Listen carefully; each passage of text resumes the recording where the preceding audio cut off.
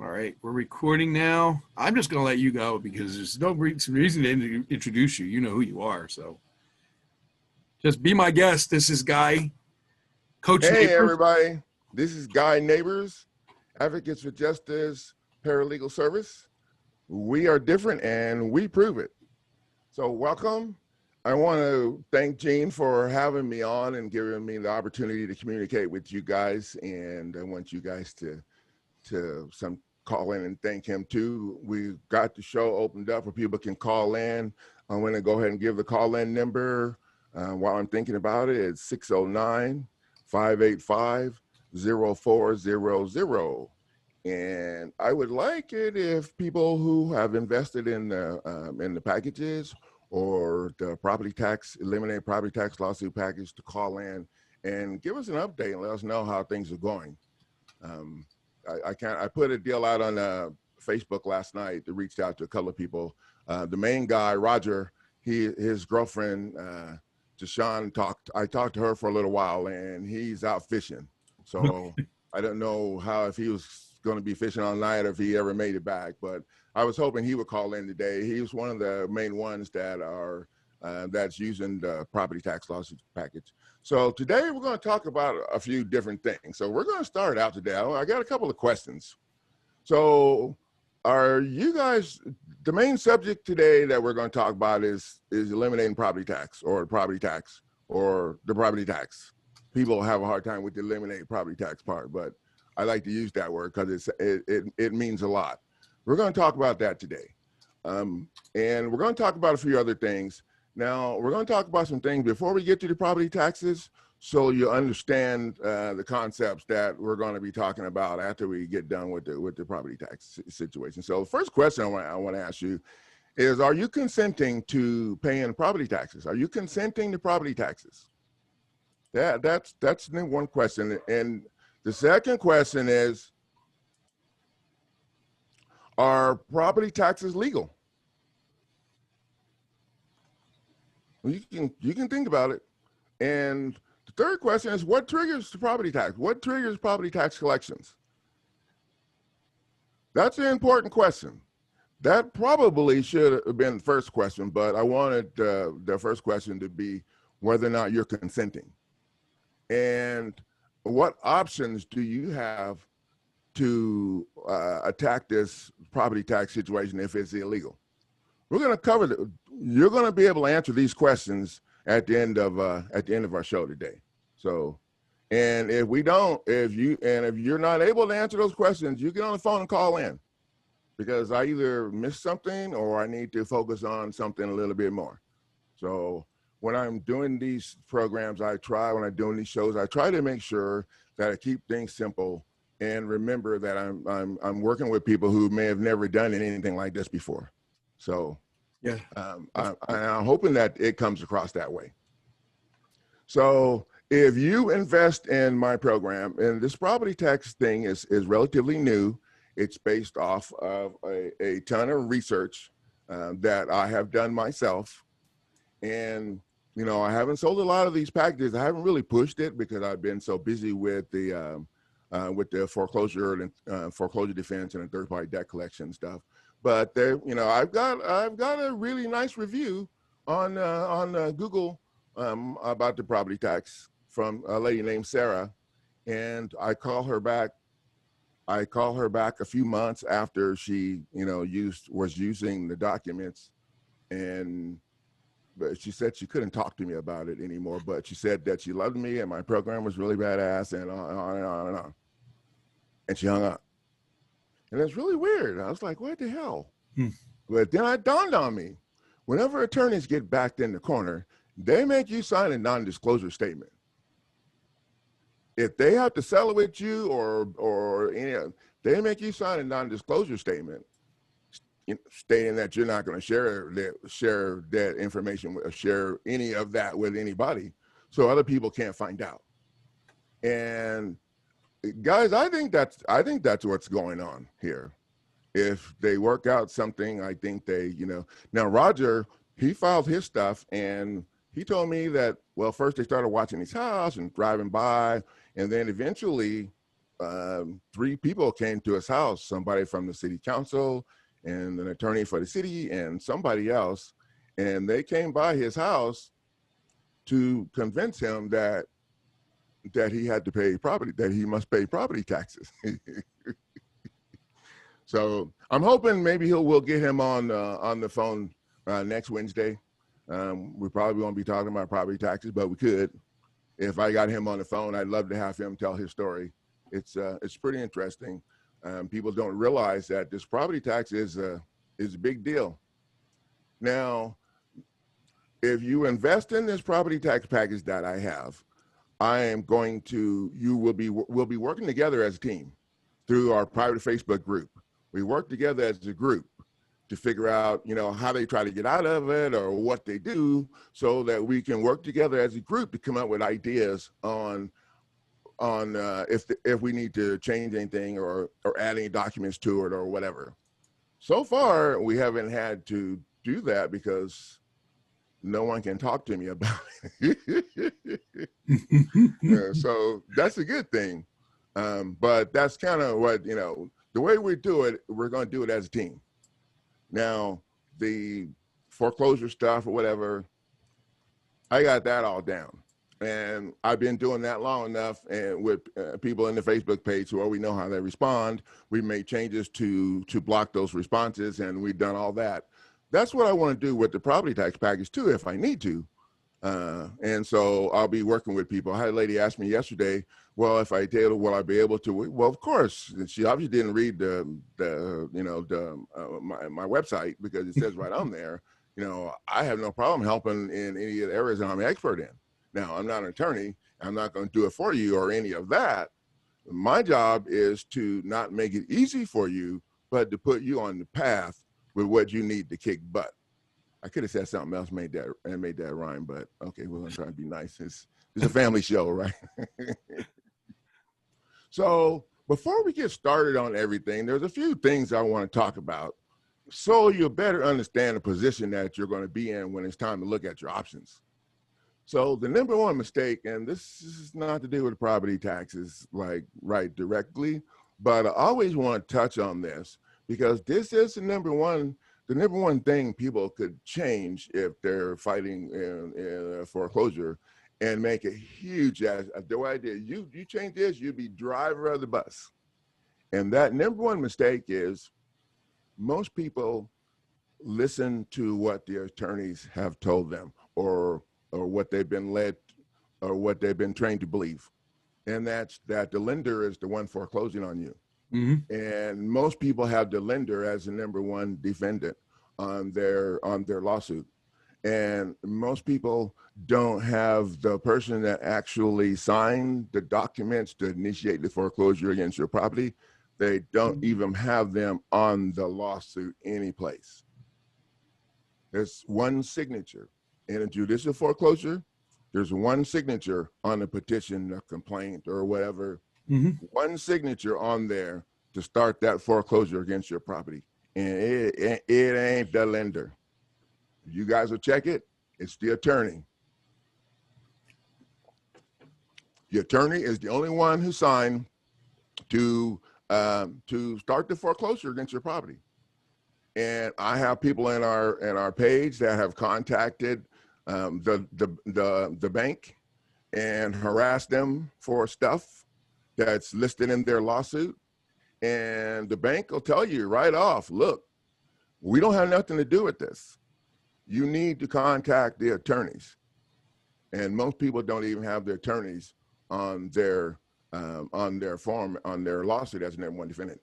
And that is the number one reason why most people's case gets thrown out of court under Rule 12B for failure to state a claim of relief can be granted, because the judge and the attorney that's suing you and stealing your house knows that you got the wrong person. You got the wrong person that you're going after, because the bank's already done the charge off.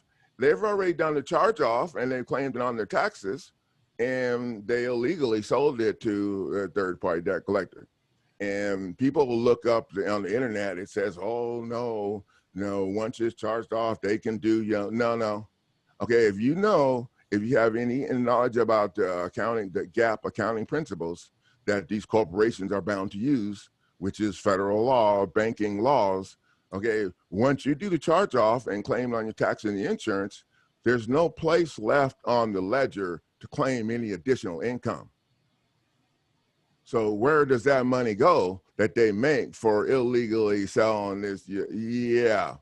So now they're making more money after they claimed it on their income tax and after they claimed it on their insurance. So I don't know, there's words for that. And Yes, if you want to be specific about it, everybody that's involved in it through their own conspiracy statutes would all be guilty of the same crimes. Funny how that goes, huh? They do the same thing to us we can do to them. So did you know that there are 2 United States? I knew that. Okay. A lot of people don't. And this is the confusing part that people use to get themselves in trouble and think that they have to follow these statutes and rules that they don't have to follow. So there's 2 United States. There's United States of America, which are composed of all of the states together. And then there is the United States, which is the federal government. And they get away with doing all of this stuff they're doing to people because they have fooled and tricked people into thinking that they're citizens of the federal government. You're actually a state citizen of the republic state you were born in. And as a state citizen, corporations cannot harm you without an injured party. Now, that's huge, and not very many people use that. We incorporate that in our lawsuit packages, and I have people that, the person that I actually put this document together for is like a family member, and yeah, they've been over a year now. No one's ever come to their house to take pictures, to harass them, to show the place, no, nothing. And they never have been to a court hearing yet. And we're working on getting this wrapped up. So that state citizenship thing is huge. And now I'm not an expert on the state citizenship as I am on the foreclosure stuff and third-party debt collection and the other stuff that I do.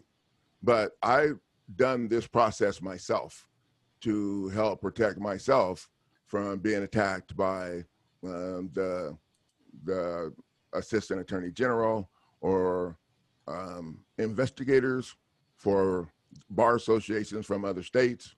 I have a list of 9 that have been, well, they're all sitting down now. The latest one was from California, and we talked about that a few weeks back. So I want people to be aware of that.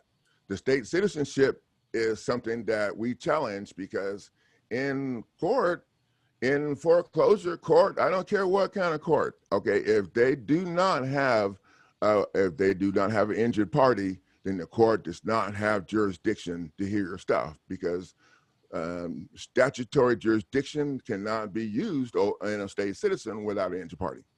And the reason that is that keeps the stuff in common law where it's supposed to be. You know, people don't realize that they are in an administrative court, and the administrative court does not have jurisdiction to make legal determinations. And if you think I'm kidding, then do your homework. If you go to court, you file your lawsuit, it get kicked out by the district judge, dismisses it. If you read the fine print, you'll find that your case got either handed to the magistrate judge at the gate or dropped down to, especially if you have my stuff in it, or it got dropped down to the magistrate judge after the district judge looked at it. And the magistrate judge looks at your stuff and files a report and sends the report back to the district judge to dismiss your stuff, usually based on Rule 12B, because most people have the lender as number one and defendant and not the attorney. And then the district judge will dismiss the case based off of the report from the magistrate judge and not of facts of finding and rulings of law like they're supposed to do. But people miss this. And the other thing they miss is the magistrate judge does not have jurisdiction to be involved in your case without consent from all parties. And that's huge. So once the magistrate judge gets involved in your case, the court just screwed it up. And now it's time to turn the tables on the court because they know what they're doing. You can't, I know they know what they're doing. I've heard stories that they tell people to try to get them to not file their stuff. I had a Latino lady take her stuff in, and they told her that the judge was probably going to throw it out because her husband was not a legal citizen.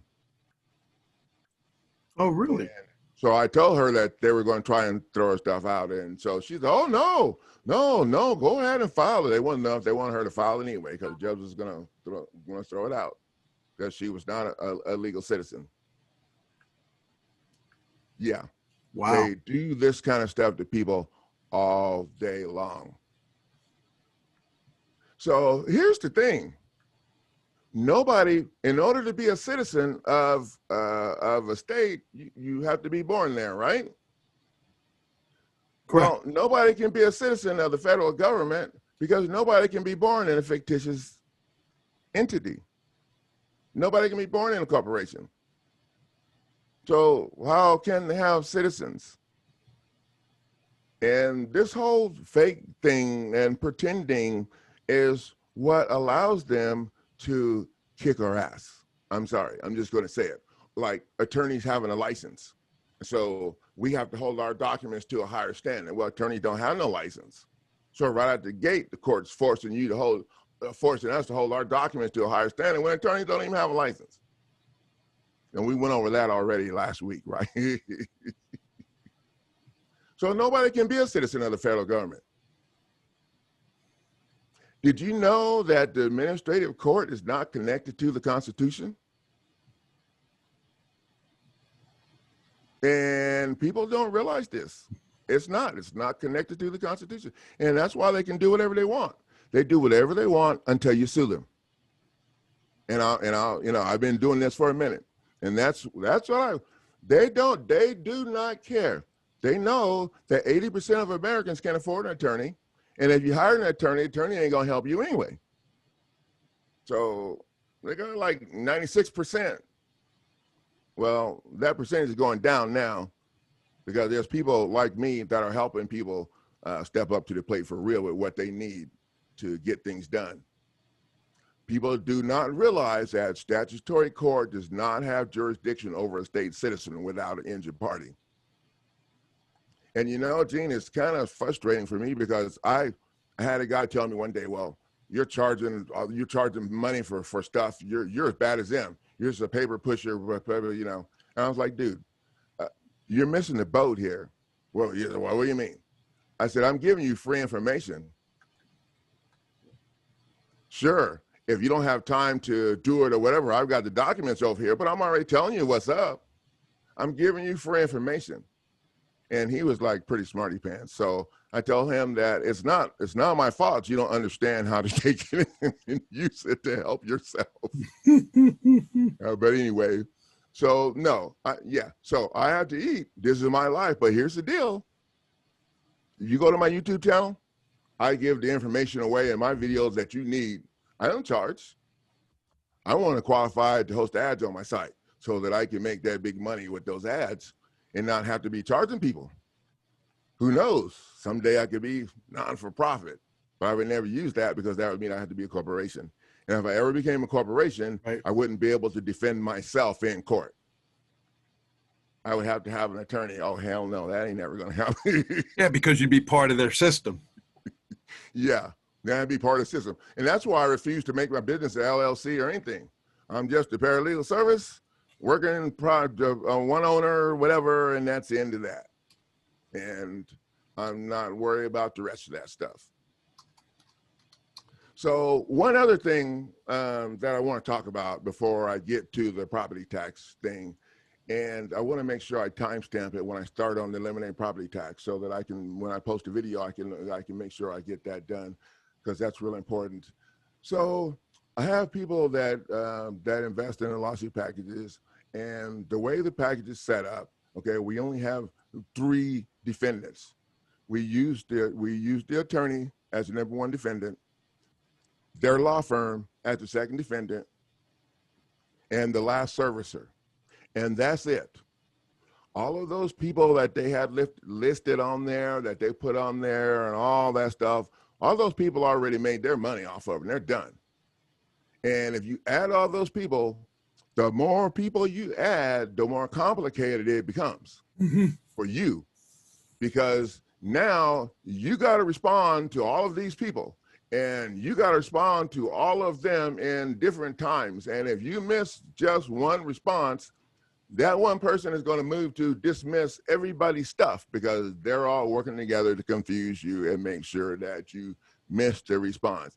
And a lot of time, they don't even mail it to you.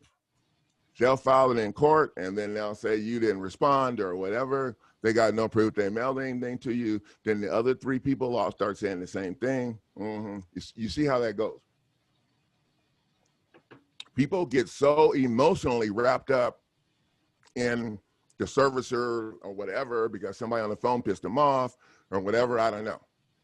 But I try to tell people, if you read the lawsuit packet on the first page, it says right on there that we reserve the right to amend. So you can add anybody you want to add on there. Okay. What I like to do is I like to force the attorney to be responsible for everybody else. That's how you do it. That's how you do it. And the attorney's like, well, why the hell should I do all this? And you guys are all sitting there, and their buddies are sitting over there saying, dude, you need to straighten up. You need to get this thing handled. Well, yeah. So you start putting pressure on the one attorney, and they're cowards. So they ain't going to want to take the heat by themselves. They ain't going to want, you putting enough pressure on them, they're going to start squirming. And other people are going to start worrying that he's going to lose it. So they're going to allow him to go ahead and do whatever needs to be done to get it out of their face. So the key is to put the pressure on the attorney so everybody turns on one person. And when you put the law firm on there as the 2nd defendant, then nobody from the law firm can get involved. And so what you're doing is you're creating a problem. You're creating a problem for the attorney, because the attorney is going to have to hire outside counsel. And when they do that, the outside counsel is going to find out that you're going after the attorney for wrongful foreclosure / breach of contract, and you're claiming that the attorney is illegally foreclosing on your property without standing, acting as a third-party debt collector. I hear that. The attorney's going to be out the door. The new attorney ain't going to want to do, not going to want nothing to do with it. I see it all the time. And the reason the new attorney ain't going to want nothing to do with it is because they're doing the same crap. And they know that you know what the gig is now. That makes sense. Makes a lot of sense. And they don't want to, they don't want to have to explain to all the people out there, people be like, oh, damn, that's the same attorney that did that. No, he did the same thing to me. So now you make them not want to be in your face. Now, let's get on to eliminate property tax. But before we do that, I want to make sure I take the time to tell you guys to make sure that you subscribe to my YouTube channel and ring the bell so you can get notifications. That way you'll be ready to go when class starts, so you don't be late. Now, the eliminate property tax, and did you timestamp that, Gene? I haven't done it. I can't see the numbers on the. I haven't done anything. I just let you put it up, remember? Oh, yeah. So, okay. I'll figure out where the numbers are on there. So the number 1 question that I get related to eliminating property taxes. How many people have stopped their property taxes? How many have you won? And I'm just going to throw it out there. I get frustrating with that being the number one question, okay? Because to me, the number one question would be, you know, really? There's no law that forces me to put my deed in their office? So I wouldn't be worried about how many have won, because if there's no law for them to be doing it, I'm finna to be the first one. But that's the number one question. And I think I answered that earlier. You know, number one, I don't spend a lot of time trying to get everybody's stuff so I can prove anything. Okay. And one part of the reason for that is, well, I don't have time. The other reason for that is that the process is legally sound what we're doing. They have no law that your property taxes started from them registering your deed in their office. That's what initiates the property tax collection and all of that mess. And there's no law that says you have to put your deed in their office and do that. So I'm not worried about, you know, I can't wait to see how they're wanting to try and get out of it. Now, there have been people using it. I got at least one review. Actually, I have two reviews, but one was specific. The other review was kind of general, and you couldn't really tell it was for the property tax. But, you know, I don't chase people down. I had the one lady tell me that, you know, she couldn't talk to me about it, which to me meant that she worked out something with them, and they don't want her telling people. And that's how they roll when they do this, to kind of protect people from finding out that there's options that can help you. So I think the number one question for me would be, if there's no laws forcing homeowners to register their property in the county deeds office, then if there's no laws, then I'm consenting. I'm consenting to them doing everything they're doing, because I have not stepped up to do anything about it. And if there's no law forcing me to put my deed in their office, I'm gonna be the first one to figure out how to get it back. And well, that's what we're gonna work as a group with this project. If people invest in this, we'll be working as a group with this project. And so far, you know, we haven't had to do a group because nobody can talk to me about it. Right. You know, that's, you know, so for everybody that sticks with us today to the end of the show, I'm going to give you opportunities like I did last week. I'm going to give you opportunity for putting up with us. And I want to make sure that I'm doing something to thank all the people that are coming to the show and that are watching.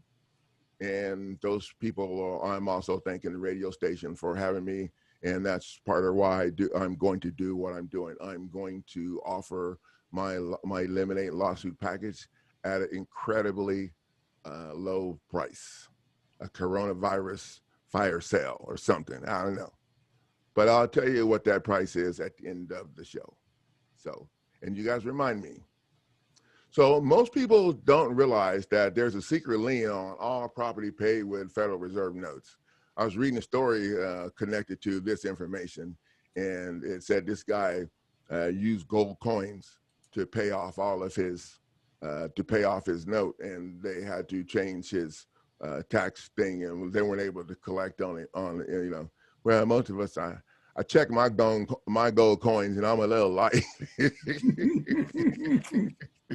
I'm a little light on the gold coins, but I thought that was interesting. And I think part of the fact that gold coins allowed him to be kind of back over in the common law side of things, as opposed to over here on the other side where we got all these interest rates and all this other crap that was going on. But I thought that was interesting. Now, if you're not an inhabitant or a resident of Washington, D.C., and you're not an officer, member or agent or contractor for the United States, Inc., which is the federal government, then you cannot under any circumstances be contracted or incorporated as such, forced, intimidated, coerced, threatened, or under duress without your knowledge and free will consent or without due process of law. So everything that they're doing with the property tax thing it's in violation of some stuff. The property tax is always identified by one of three commercial classifications: residential, industrial, or agricultural. And the reason they do this is because private property cannot be taxed. In the Constitution, not once, but twice it states private property cannot be taxed. So they reclassify it.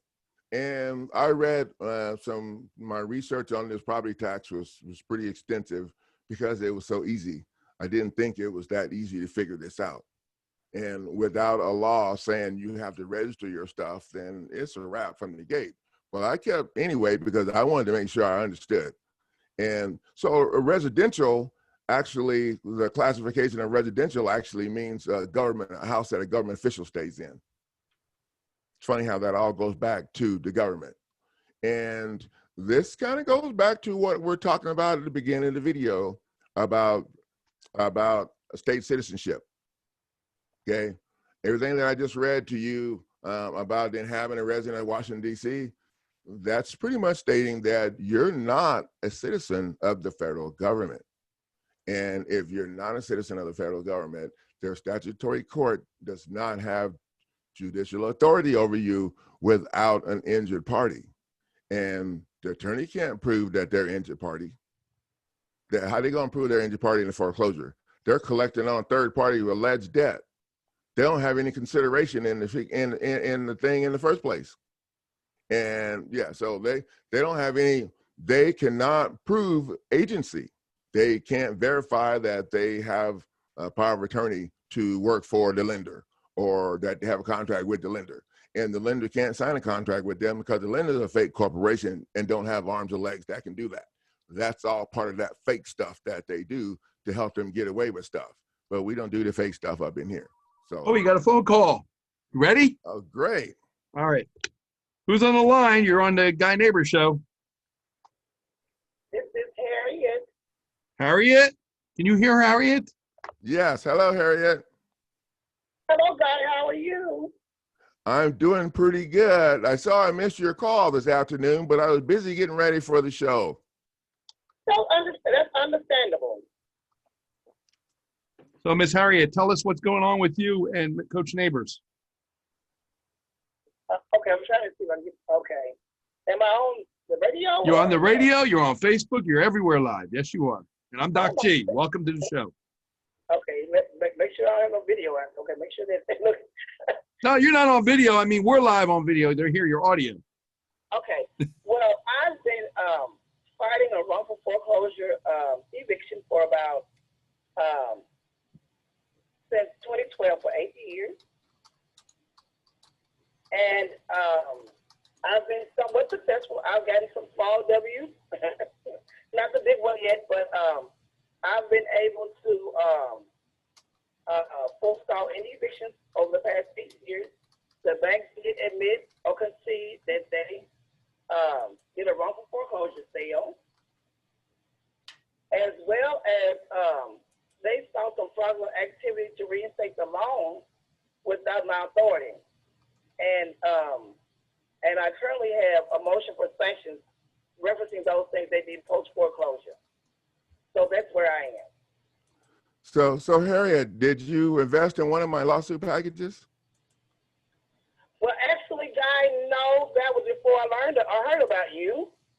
However, I have been looking at some material that you've written referencing the the non-conventional way of to fight the foreclosures. However, I think I did utilize some of those things by suing the bank's attorneys as a debt collector as opposed to suing the bank.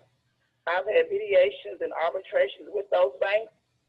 And as you mentioned, none of them ever show up. It's always somebody that the banks go and pull from a bank across the street or something. So I feel that even with the foreclosures, as you mentioned, it's all about debt collecting. You know, they get insurance from the default, and then they sell it on to a third-party debt collector, and then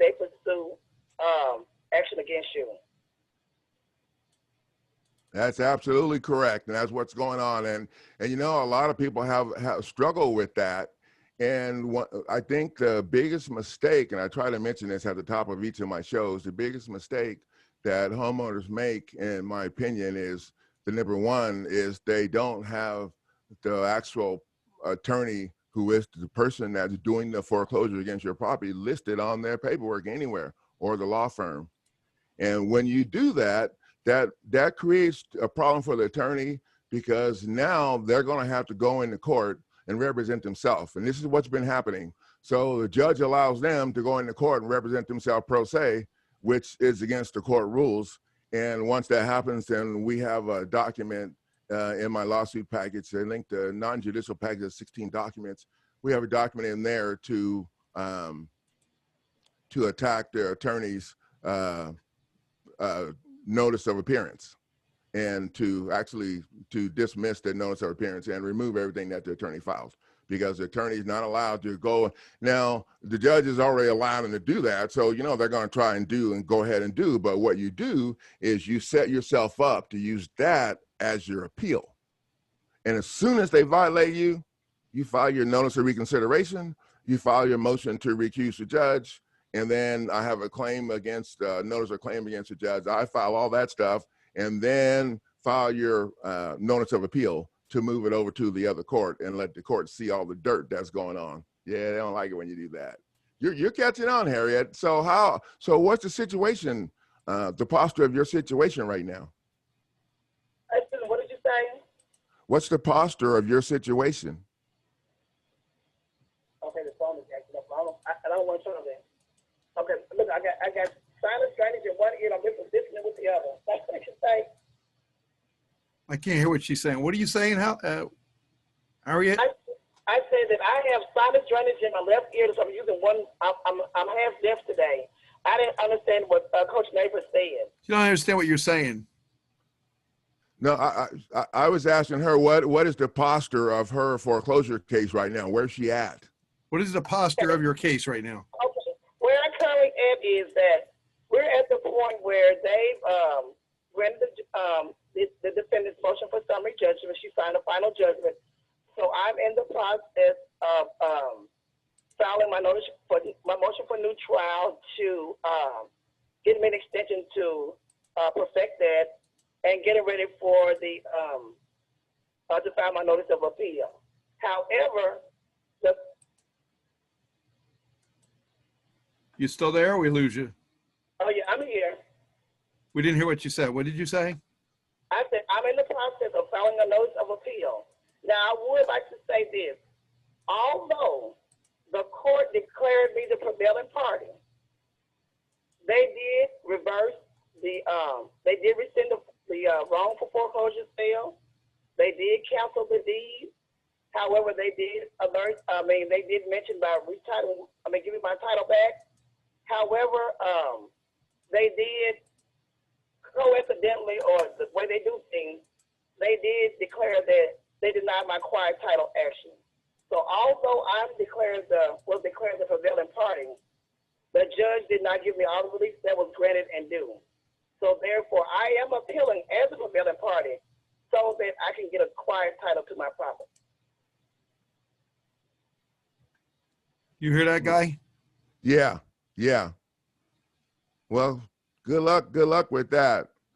I like to challenge the jurisdiction and take it out of the judge's hands. And I actually have a document, a jurisdictional challenge with an affidavit. Actually, I don't have it posted on my website, but you can email me. And I have it like sale price at $200 because I want to see how they respond to it. This is the lead document that the students in my online course use. And so far it has 6 stops and one stop where the person didn't follow through with the instructions, and the judge decided to make the call on his or her own, and that's in the process of being handled right now. So that would be my. So are you in a judicial foreclosure? And what now? Are you in traditional foreclosure? Non-judicial. Non-judicial. Okay. well, this document would block any eviction process and make. So what we have people do in the non-judicial package is so eviction court does not have jurisdiction to hear a title dispute. And this is what I found from studying to figure out a way to block them from continuing with the eviction process after you file your lawsuit. So we put together some additional documents in our package to block the eviction process in a non-judicial foreclosure. And the way you do that is, so once you file your title dispute in federal court, which is a higher court, so lower court's gonna have to sit the hell down, you know. But once you file your title dispute in federal court, then you can use that title dispute to challenge the eviction court's jurisdiction with the jurisdictional challenge that's in the package. And you file that in state court to challenge their jurisdiction. And then I have a notice of removal, which you would use, you would attach a file stamp copy of what the challenge that you just filed in state court to the notice of removal, and you connect the notice of removal with your federal dispute. And it's been working out just fine. State court can't do a stinking thing about it. And you tell them in federal court, you want to connect this immediate possession issue with your title dispute, because immediate possession cannot be determined until the title dispute's been settled. And if they give you a hard time, you have federal court. I have people tell federal court to call them and tell them that they don't have jurisdiction anymore. And that's the way we get it moved out.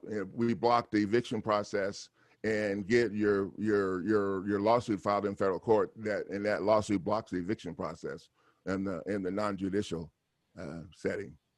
So did you file your wrongful foreclosure lawsuit? Well, I did file my lawsuit now. We're talking about 8 years ago. Oh, well, you should. I did file my lawsuit.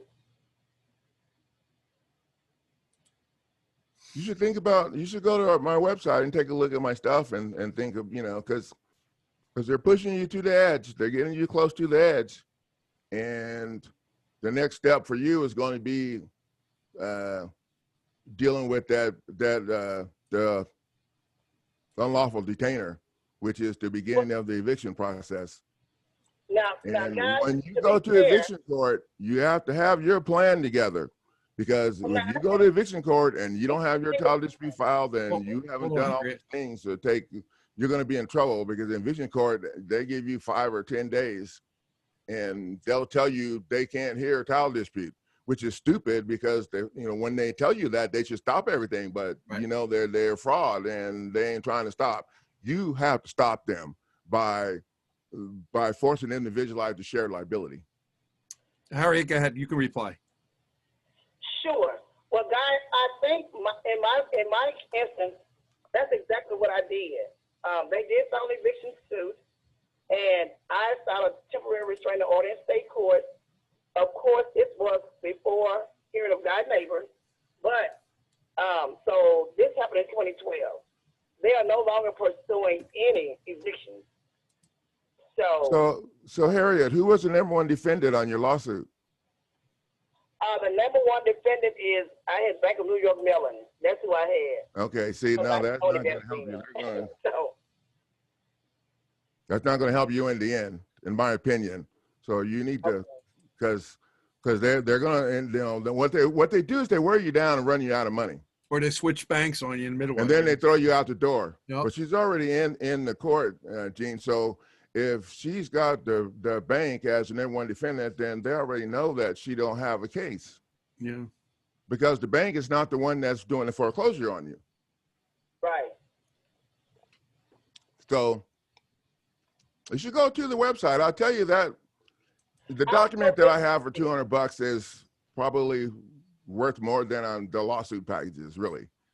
I'm letting people use it because I want to see how they respond to it, and the people in my students in my course are using it to, what we're using it for, my online course. We're using the online course to blow up the judicial foreclosure in state court, to blow up the entire case in state court, and then you file your lawsuit in federal court, and then you use the fact that they can't answer to it because the whole thing is fraud. So they're not going to be answered to. They're not going to be answered to a jurisdictional challenge with by counter affidavit. So if they don't answer by counter affidavit, they're done. They don't even get to whether or not they answer on the merits of anything. So I think that would be something that, because you're going to, it's better to have a plan before they get to the eviction process than to try to make your plan after the fact. Right. That's kind of what I'm saying. Because if you don't have the right people on there, you don't have the attorney listed on there and the law firm there, and they're not going to give you any respect in the end. They're probably busy with other people. They'll get around to you. Good luck. Well, thank you. You're welcome. Thank you for calling in. Thank you, Harriet, for your time. Okay, you're welcome. Thank Bye-bye. you as well. Have a great day. You too. Bye-bye. So, Guy, her case is not different than any other case, really. They're similar, but she's getting near the end of it right now, seems like. Yeah, she's getting near the end of it, and she's not in charge. Well, did you hear what she said? I don't know if you really heard what she said, because I could hear what she said. She said that she says, in all fairness, the court is actually being nice to her. Really? Right. Really? But they haven't addressed the stuff that you should be addressing. But they're also, they do that for two reasons. One is so you think you have somebody there that's absolutely you. That's go absolutely ahead, right. Explain that to people. That's absolutely right. So when you go into court, they ain't trying to have you in there acting like all mad and grumpy. So they want to like put on a show and make it like, they got, we're gonna give you some things here that so I can see you working really hard but they ain't giving you what they should, because it should be done. Right. And at the end of the day, the best way, and so you're never going to win in court, in my opinion.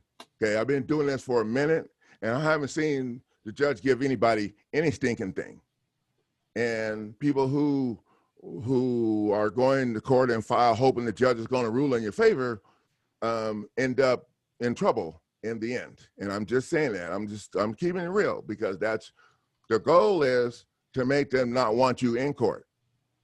If you're in court, then you're in trouble, because they do not decide to have you in court until they decide how they're going to do you over. They don't drag you into court until they have their plan. And by the time you get into court and you see what their plan is, it's a little late for your defense, because they're pushing you now right over to where they need to have you. Wherever they want you, right? Because they're making friends with you. They're giving you a false sense of security, making you feel like, oh, you know what? We'll handle this. We'll take care of this. What are they really going to do? They're going to do the foreclosure anyway. And no matter what you say or do, they're just going to go by what they're saying, because, then we think they're nice. Right. And at the end of the day, right now they don't have time, because they got so many people in front of you. When they get around to it, they will, and they're going to go ahead and do it anyway, because until you make the turn. See, this is another mistake that people make. People think the judge is the one in charge and running the show. And I asked that question in a couple of my videos, okay, how many of you guys think the judge is the one running the show, or is the attorney in charge? All of you who said the judge was in charge need to go home and start packing your stuff, because you just got hosed. The judge is not in charge. The attorney is the one in charge. And by the time you get into court, they've already talked about how this is going to work out. And that's why whenever I have somebody that I'm working with are going to court, then we file something the day before or even the morning of, just to mess all that up. Because you have to understand, your goal is not to go in and show your stuff and have the judge rule it for you, okay? That's not the goal. That ain't gonna happen. Your goal is to stay in court. Stay in court. Stay in the ring. Get your stuff on the record that you need to support your lawsuit. and your appeal if you need more time. I don't really have any faith in their process for the appeal or any processes that's connected to their system, because their system is structured by the same attorneys that's stealing your stuff. Right. So think about it. You know, the system is structured by the same attorney stealing your stuff. And then they make you think that you got to have everything just perfect like an attorney. So I got people running around beating their heads against all, worried about the dots and the T's and all of this stuff. And it's, you don't, with my stuff, you don't have to worry about all that, because they ain't trying to talk about anything in the document in the first place. Now, I got no problem if people follow the document and do what's in the document. You wouldn't have to worry about all that other stuff. Like you were saying, Gene, everybody thinks that their situation is different. And it's not. It's not different, because we're not going into court to discuss what they said you did or didn't do. Okay, that's not what we talk about. You shoot yourself in the foot if you're going to go into court and discuss the banking system. We're going to go into court. We're going to talk about the fraud that they did to you. Big difference. Big difference. And that's how so at the end of the day, and I'm just going to spell it out for you. The main fraud that what they're doing to people is real estate deed fraud. That's what it's called, real estate deed fraud. And if you don't believe me, look up the real estate deed laws for your state. Got another phone call real quick too. Okay. Just see who it is. Hold on. Hello, who's on the line? We're at Coach Neighbors. Hi, my name is Yolanda. Hi, Nwanda. Hello, how are you? How are you? I'm Doc G. I'm the engineer for Coach Neighbors show. What kind of question or comment do you have for Coach Neighbors? Well, I had a question regarding the foreclosure. So initially, I went into foreclosure, and then when the pandemic or COVID started, I went into a forbearance, and I was already working with an attorney for a modification, and so they kept postponing my settlement conference because I was under the forbearance protection plan.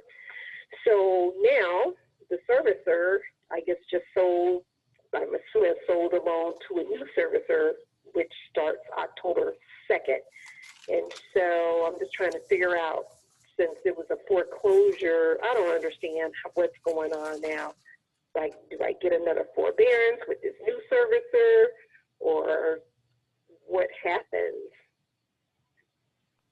So, Yolanda, are you in our Facebook group? Excuse me? Are you in our Facebook group? No, I'm not. Huh. How did you hear about us? Let's see, it popped up on Facebook. Look, I could be in the group, but I'm not sure. Good. No, I think someone that I guess is one of my friends or groups that I'm in, I guess they're sharing the broadcast. Oh, okay, I got you. Saw the number. Well, cool. I'm just interested because, you know, when you're doing this and helping people, it's always a good idea to know where people are seeing you so that I can make sure that that's where I'm spending my money for people to see me. Okay. But anyway, so are you in judicial or non-judicial? Let's see. So I'm in Indiana, so I guess it's judicial. Okay. So usually, and have you watched any of my videos, or do you know very much about me, Yolanda? No, I do not.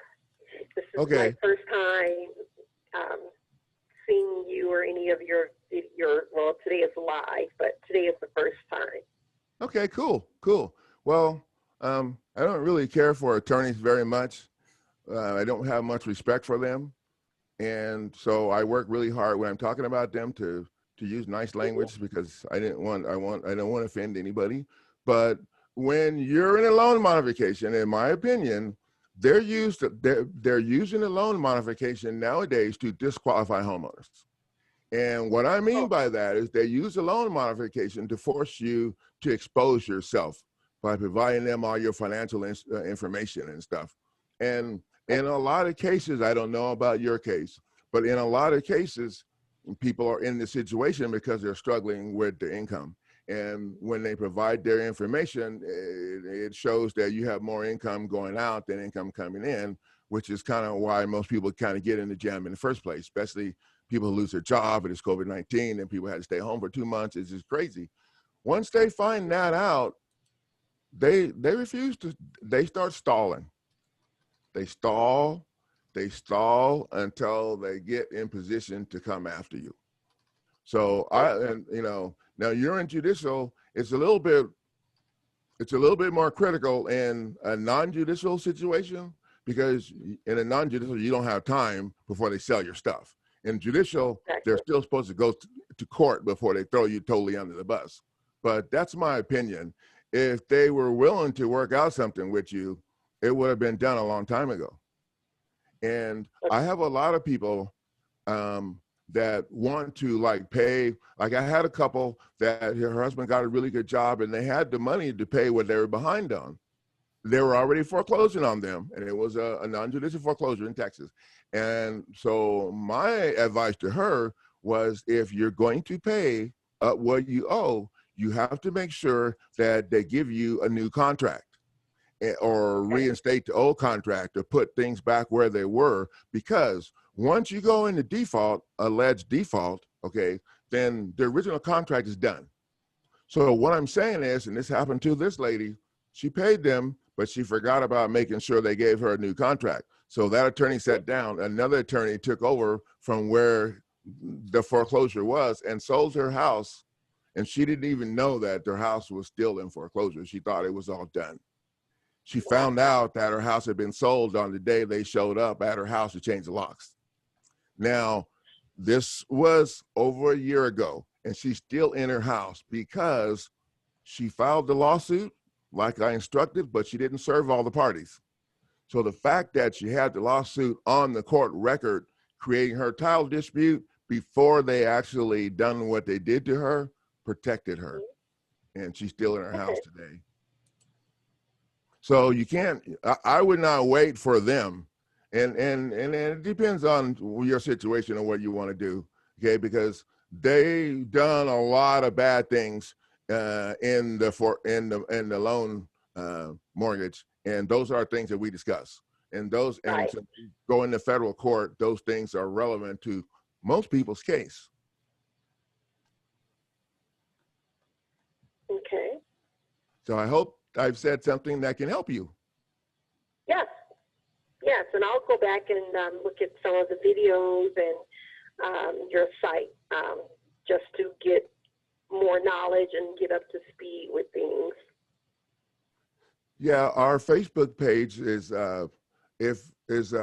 Foreclosure Rescue. You can find me there or Google my name or something. I think I have a link on my website to the Facebook page too. So there's questions on the page. So just one of the, when I ask you if you're here, if you're in foreclosure or whatever, just tell me that and just put that you're from the radio station. Okay, perfect. I'll do that now. Okay. So I want to keep track of all the people that are from the radio station. So, you know, sometime I want to offer special deals like I'm going to offer at the end of this show to people from the radio station. So I want to be able to single those people out. Okay, great. So thanks for taking my call, and I'll keep listening. Thank you, and good luck. Thank you. Okay. There you go. Good job.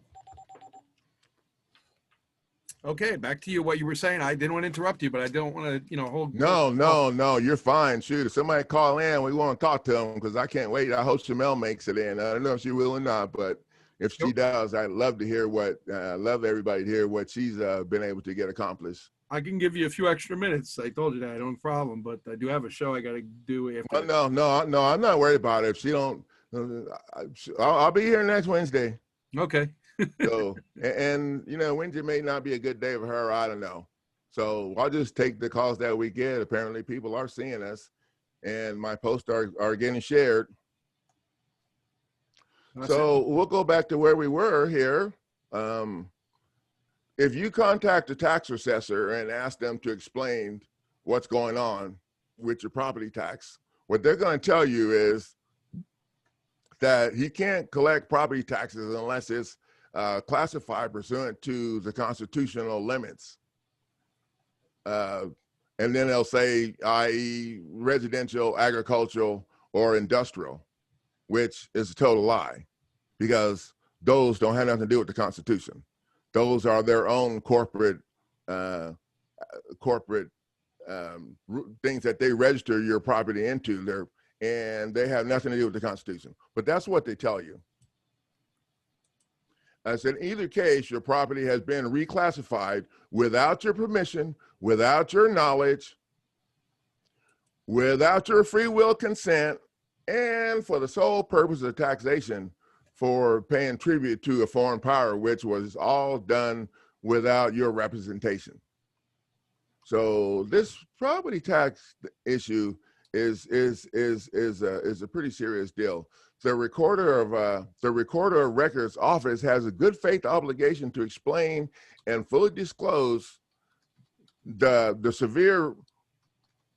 They have a obligation to explain and fully disclose and serve written notice in advance of any legal incapacities and disabilities which you're about to face after they record your property. And you can see UCC 1-203 and UCC 1-202, 25, 26, and 27. So your real property will be reclassified without the sole purpose of taxation, and that's the firm basis of the lawsuit. So the Constitution and taxes.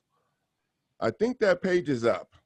Yes, I have it shared right now, and I just kind of left it up so people can see it. So I'm not going to go through that, but if you'd like to have any of these case law that I have here, now this page came from the lawsuit for the eliminated property tax lawsuit. I read it again last night, just looking over it, getting some notes off of it to see what I wanted to talk about. And I was pretty impressed with it, even though I made it myself. I'm still impressed with it. So, and I'll post these case laws in my comment section on the video that I post after the show is over. So it'll be on my YouTube channel, so you'll be able to go there and see that. And I'm just going to leave it up for a little while.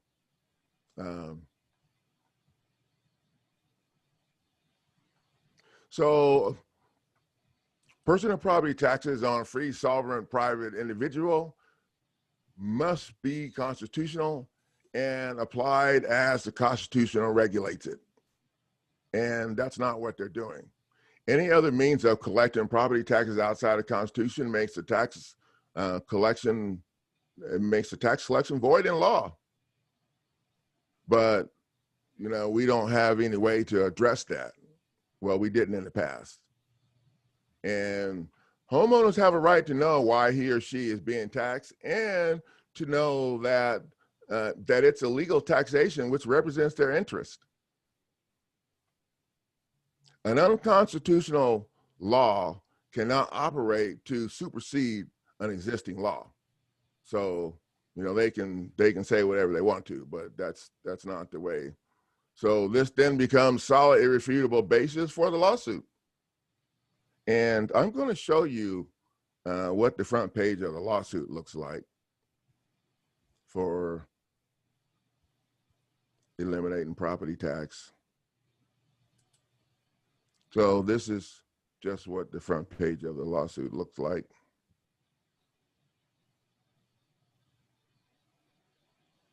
This way you can see, and you know, we reserve the right to amend right here.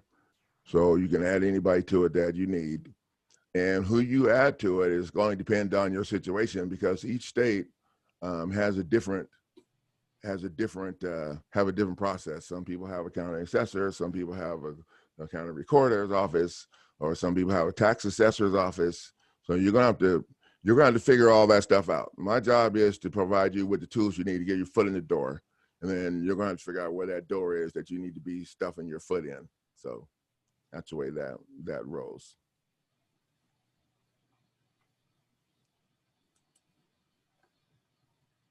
So this package has 8 different documents in it, and I don't really want to go over all the documents. The two main documents, well, the first document is the notice of claim, which is like a letter form, but it has everything in it that is actually in the lawsuit. So when I do the notice of claim, I want to put the fire in there so people can see what you're talking about. I don't want them to see a notice of claim with 3 letters and nothing else on the page.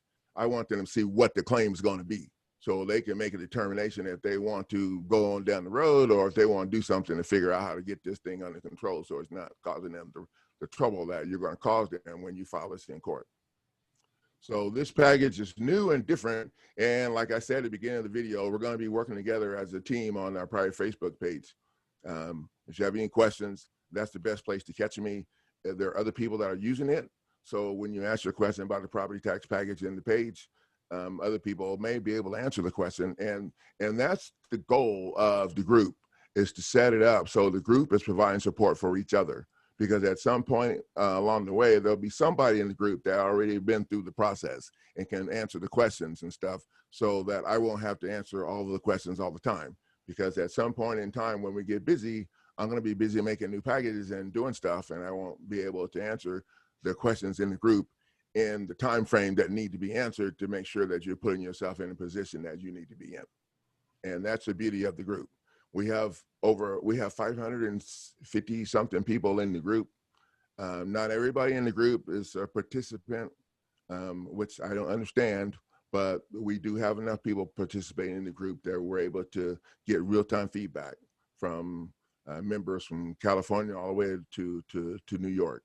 So, and I'm really excited about that, because that has given me the opportunity to make these changes and to do things that I would not be able to do if I was only working with a couple of people. And by making those changes, everybody's getting to benefit from them. So, and I have my website on there. It's winningcourtnow.com. You guys can go to the website.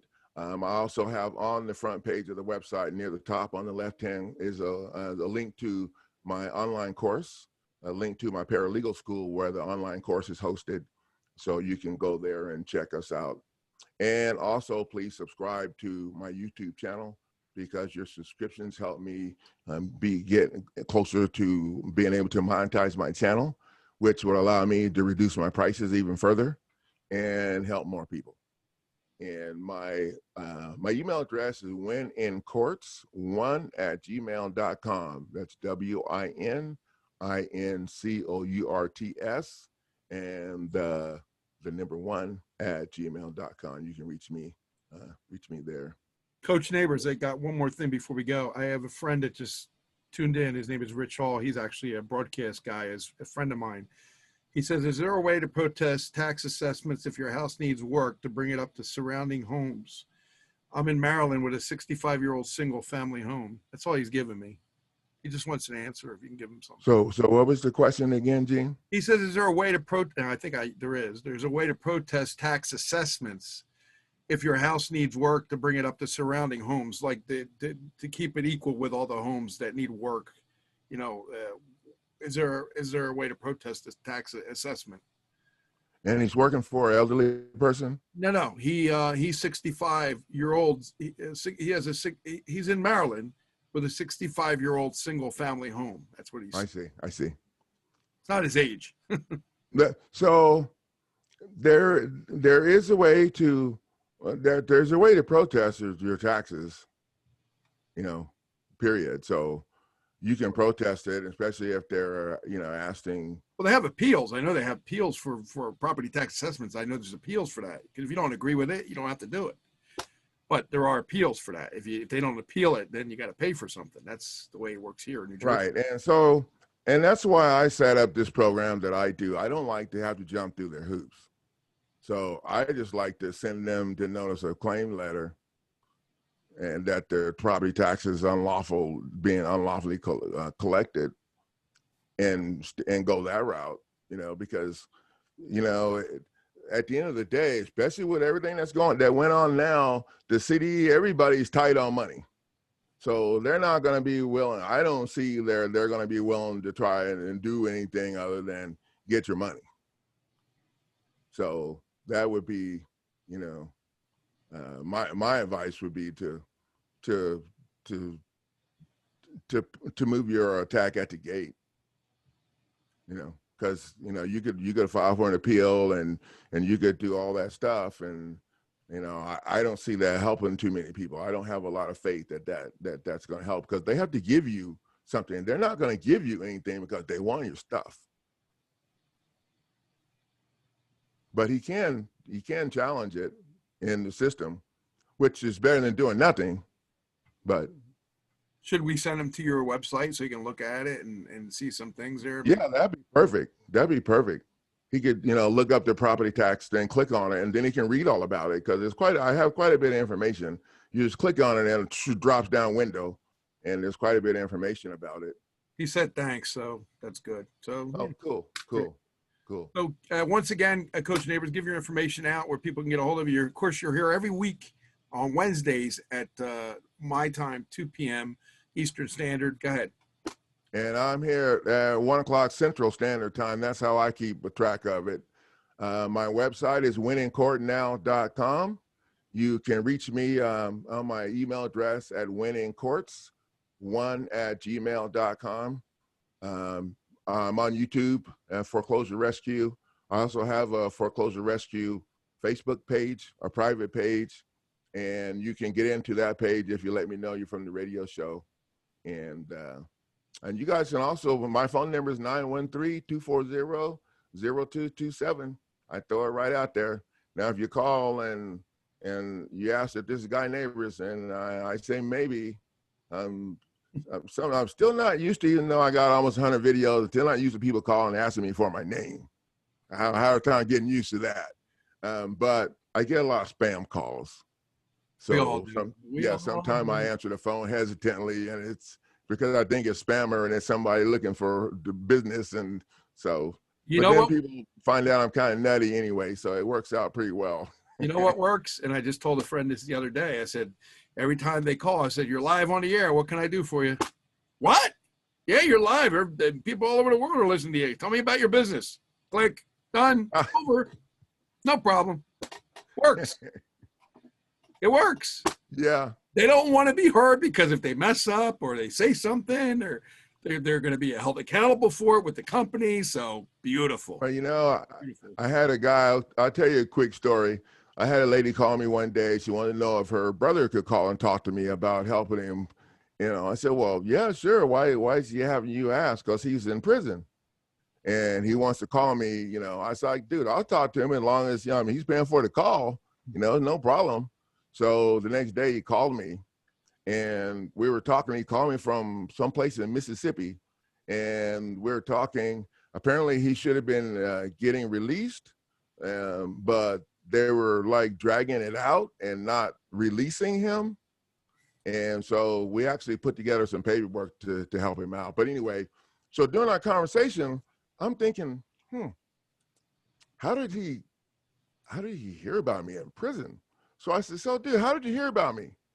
He said, well, your name kept coming up around here. My name comes up a lot everywhere. And I was like, nah. You're a good couple, Eric. And the look on my face, my wife was like, okay, what the hell was that? Because the look on my face like, what? So I had a blog site when the federal government was harassing me. I had a blog site, and I was giving the federal prosecutor a hard time. And I found out that her brother was involved with drugs or something. So I asked as a rhetorical question, could a federal prosecutor be, family have drug history and be doing whatever, Oh my God, they were so mad. And so I blogged it, and a lot of people saw it. So people were sending them copies of my blog showing that I was going up against a federal prosecutor and I was the person they needed to contact. I guess, I don't know, but that's how, that was really interesting. All right, let me let you go, brother. What a great time. Good job. We got some phone calls today. And any comments, suggestions, how to reach Guy. If you send me an email at admin@hamiltonradio.net, I'll send it and forward it to him. And then, I'll let him look at it and see. But thanks, Rich, for being involved, and all the callers. Thank you for a great show, and we'll see you next week. Thanks, everybody. Have a great day. You too.